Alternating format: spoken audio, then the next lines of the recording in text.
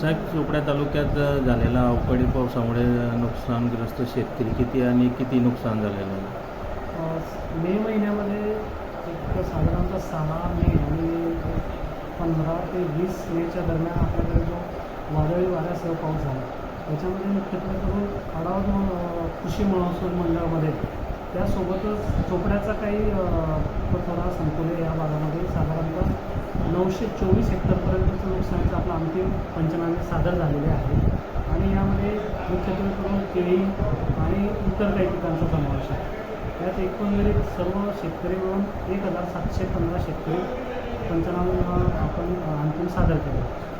साहेब, जूनमध्येही काही अवकाळी पाऊस झाला होता आणि वादळी वाऱ्यात त्याच्यात काही मंडळामध्ये नुकसान झालं होतं. किती जून महिन्यामध्ये आता जो काही 4 दिवसापूर्वी वादळी वाऱ्यासह पाऊस झालेला आहे, याच्यामध्ये मुख्यत्वे करून गणपूर, वेळोदे, गडमली, घोडगाव या भागामध्ये केळीचं मुख्यत्वे करून नुकसान झालेलं आहे. एक साधारणतः 70 ते 80 हेक्टरपर्यंत प्राथमिक अहवाल आपल्याकडे आलेला आहे.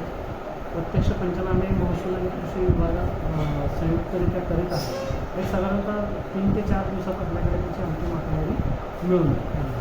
तर जे केळीचे जे विमा काढलेले त्यांच्या काही भरपाई संदर्भात काही आपण शेतकऱ्यांना आव्हान केलं आहे का? आता या वादळी वाऱ्यामुळे ज्या महसूल मंडळामध्ये साधारणतः 40 किलोमीटर प्रति तास यापेक्षा जास्त वेगाने वारा गेला असेल आणि त्यामुळे जर आपल्या काही केळी पिकांचं बागांचं नुकसान झालं असेल, तर नक्कीच ज्या पीक विम्यामध्ये आपण सहभाग नोंदवला असेल तर आपण इन्फॉर्मेशन देणं गरजेचं आहे.